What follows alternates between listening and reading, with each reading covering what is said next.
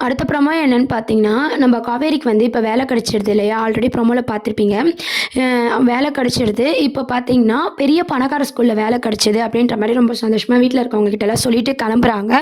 நம்ம விஜய் அதாவது விஜய்க்கும், காவேரிக்கும் பொறந்த குழந்தையும் பார்த்தீங்கன்னா, அதே ஸ்கூல்ல தான் படிக்கிறாங்க. அந்த ஸ்கூலுக்கு டீச்சரா தான் வந்து பார்த்தீங்கன்னா, காவேரி போறாங்க. இப்ப பார்த்தீங்கன்னா, குழந்தையும், காவேரியும் எப்படிலாம் பழகப் போறாங்க, எவ்ளோ க்ளோஸா இருக்க போறாங்க அப்படின்ற மூமெண்ட்லாம் தான் அடுத்த ப்ரோமோ அப்படின்ற மாரி போட்டிருக்காங்க. இந்த மாரியான ஒரு அம்மா, பொண்ணோட சென்டிமெண்ட்ஸ் சீன்ஸ் தான் கொண்டு வர போறாங்க. இப்போதைக்கு பார்த்தீங்கன்னா, 5 வருடங்களுக்கு பிறகு அப்படின்னு சொல்லிட்டு நெறைய சீன்ஸ் அதாவது பாட்டி இறந்துட்டாங்க. குமரன், கங்கா எப்படி மன்னிச்சு ஏத்துக்கினாங்கன்னு தெரியல. அப்படின்ற நெறைய விஷயம்லாம் வந்து மறைக்கப்பட்டிருக்கு.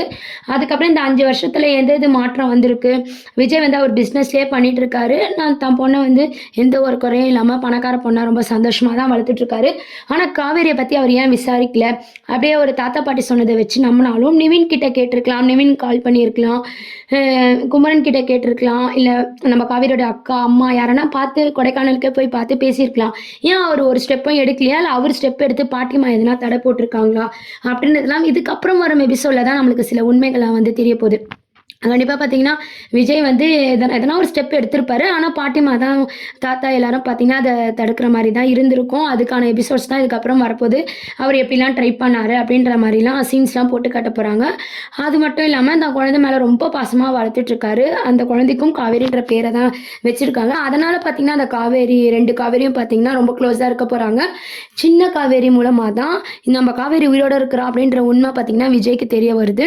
அதுக்கப்புறம் தான் பார்த்தீங்கன்னா, சீரியலே வந்து செம்ம இன்ட்ரெஸ்டிங்கா கொண்டு போறாங்க. இப்போதைக்கு பார்த்தீங்கன்னா, லாஜிக்கே இல்லாம கொண்டு போயிருக்காங்க. ஸ்ட்ரெயிட்டா 5 வருஷம்ன்றாங்க. ஆனா நம்ம எல்லாரும் எதிர்பார்த்த பாட்டிய வந்து சாவடிச்சுட்டாங்க. அதுதான் இருக்கிறதுலே ஒரு நல்ல விஷயமா கொண்டு போயிருக்காங்க. இதுக்கப்புறம் பார்த்தீங்கன்னா, அம்மா, பொண்ணு சென்டிமெண்ட்ஸு, இந்த பக்கம் அப்பா, பொண்ணு சென்டிமெண்ட்ஸு அப்படின்னு சொல்லிட்டு 2 ட்ராக்கா வந்து போகப்போது. அதுக்கப்புறம் தான் லாஸ்ட்டா ஃபைனலா தான் பார்த்தீங்கன்னா, காவேரியும், விஜயும் பார்த்துக்கிற மாரி காட்டப் போறாங்க. அப்பயும் பார்த்தீங்கன்னா, நம்ம காவேரிக்கு ஞாபகம் இருக்காது. விஜய் கண்டுபிடிக்கிற மாரி சில உண்மைகள்லாம் வந்து விஜய்க்கு தெரியிற மாரி காட்டுவாங்க.